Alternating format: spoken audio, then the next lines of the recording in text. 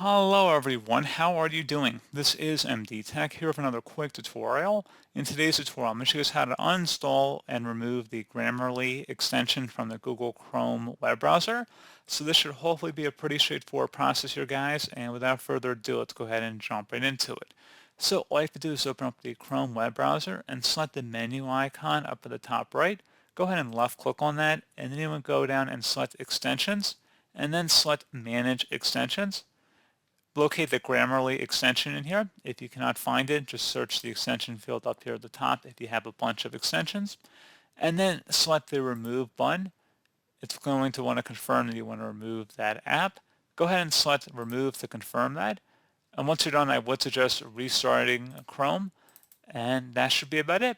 So as always, thank you guys for watching this brief tutorial. Do hope I was able to help you out, and I do look forward to catching you all in the next tutorial.